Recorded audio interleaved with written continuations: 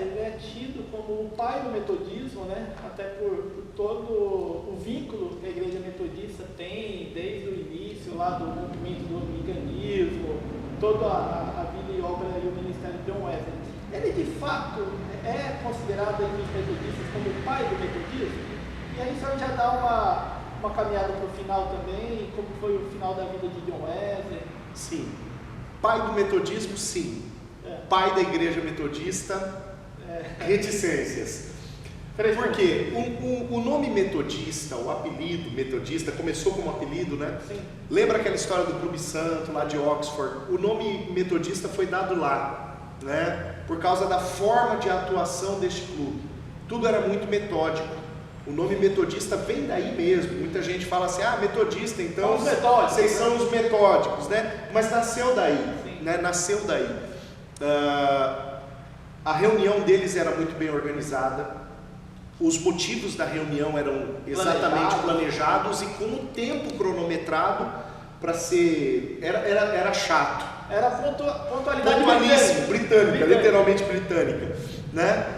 Então esse nome acompanhou, no começo ele foi um apelido jocoso, como o nome cristãos, né? O apelido cristãos, vocês são os imitadores de Cristo, Atos 11:26, quando os discípulos são chamados de cristãos, os metodistas foram chamados de metodistas, dessa mesma forma, vocês são uns chatos, metódicos, metodistas, e esse nome pegou, a reunião dos metodistas continuou, né? Não como um movimento paralelo de ruptura com a igreja anglicana, como eu já disse, John Wesley ele não intencionava criar uma nova religião, uma nova confissão, mas esse nome acaba pegando. E John Wesley, motivado por Whitefield, motivado principalmente por Peter Böhler, aquele pregador morável que ele vai procurar para falar sobre fé, ensina a ter fé, ele começa a treinar líderes leigos. Ele começa a preparar leigos para sustentar aquele movimento em crescimento, né? E esse movimento em crescimento, ele tinha uma identidade, os metodistas. E explode no final, né? Explode de tal forma que quando John Wesley morre, ele deixa cerca de 300 pastores fazendo o que ele fazia. Não era uma igreja. Eles pregavam, eles supervisionavam fora dos horários de trabalho das reuniões oficiais da igreja anglicana.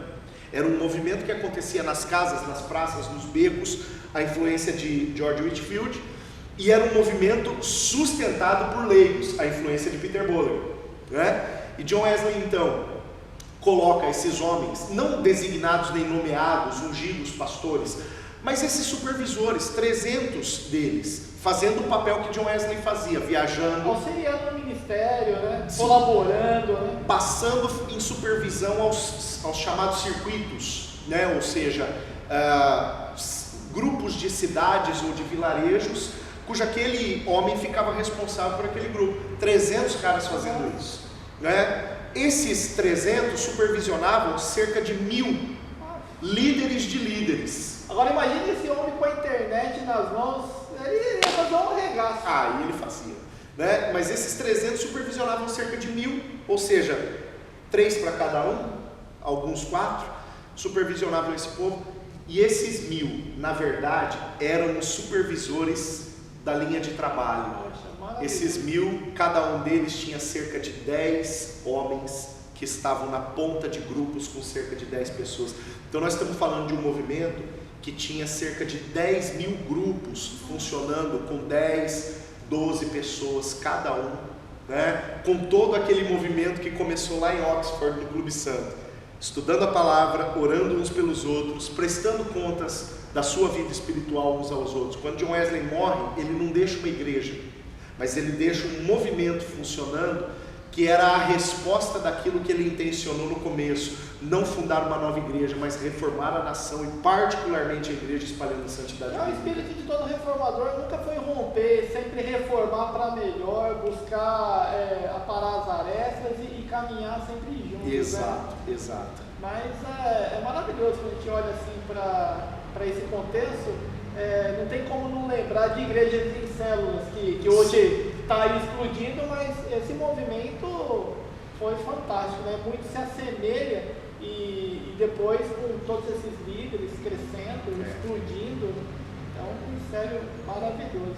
Um movimento de propagação da palavra, de discipulado essencialmente cristão, né?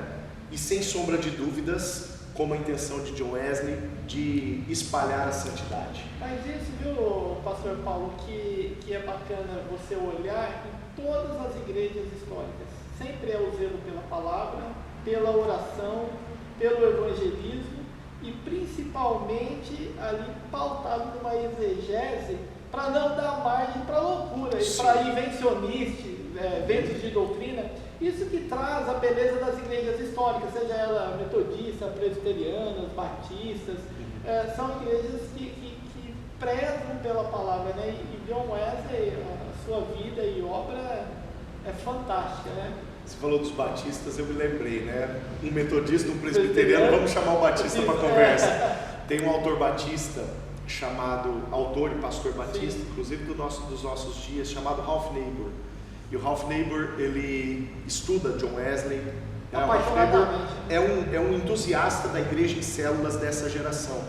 E ele fala de John Wesley como uma mente brilhante que tinha capacidade de encontrar em cada 10 homens um líder e às vezes até 2.